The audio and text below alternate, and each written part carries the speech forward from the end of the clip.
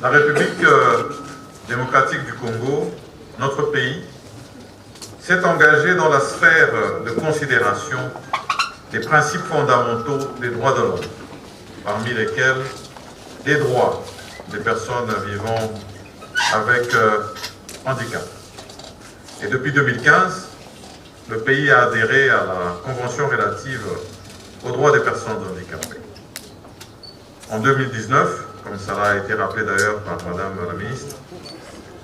dans le cadre de la vision de son Excellence, Monsieur le Président de la République, chef de l'État, Monsieur Félix-Antoine Tshisekedi Tshilombo, le gouvernement s'est doté d'un portefeuille gouvernemental dédié aux personnes vivant avec handicap et autres personnes vulnérables. Et c'est ici l'occasion pour moi de féliciter toutes les avancées dans ce secteur menées par Madame la Ministre.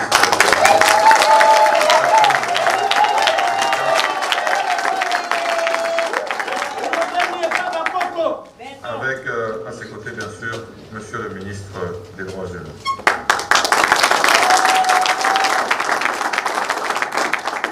La question de la promotion et de la protection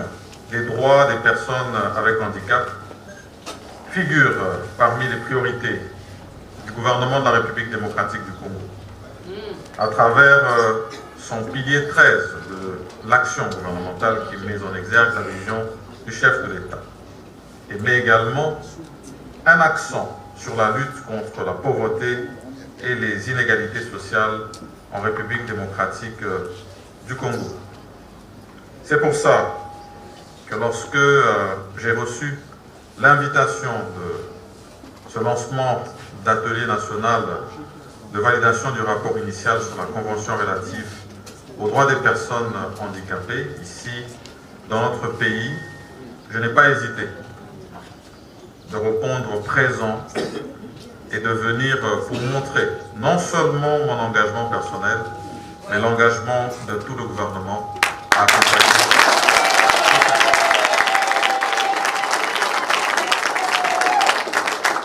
La validation ce jour du rapport initial sur l'état de mise en œuvre de la Convention susmentionnée,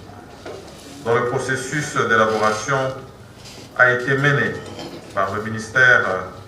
en charge des personnes avec handicap et autres personnes vulnérables, démontre, comme je l'ai dit tout à l'heure, notre volonté et détermination à traduire les faits, non seulement de la volonté du président de la République, mais de tout le pays tout entier, à tout mettre en œuvre pour assurer une pleine inclusion sociale des personnes avec handicap dans tous les secteurs de la vie,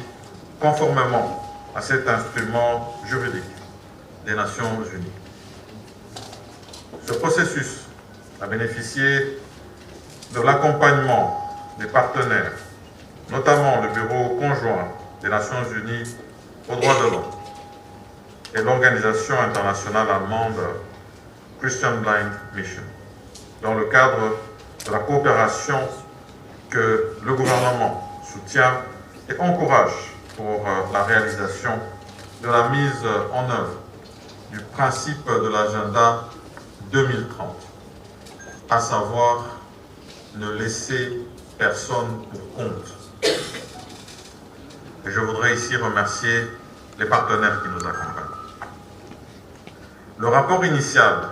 sur l'état de mise en œuvre de la Convention relative aux droits des personnes handicapées, que le gouvernement, par le biais du ministère en charge des personnes avec handicap et autres personnes vulnérables, soumet à la validation par les différentes parties prenantes aujourd'hui, avant son adoption prochaine au Conseil des ministres et sa soumission au secrétaire général des Nations Unies à New York, est un support important pour l'orientation de l'action gouvernementale en faveur de cette catégorie sociale longtemps marginalisée. Votre présence le témoigne de votre engagement pour cette cause. Je vous convie à un travail de fond pour aider la République à avoir un aperçu général et complet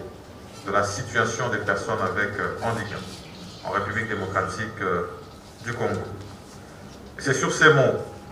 que je déclare ouvert cet atelier national de validation du rapport initial sur la mise en œuvre de la Convention relative aux droits des personnes handicapées en République démocratique du Congo. Je vous remercie.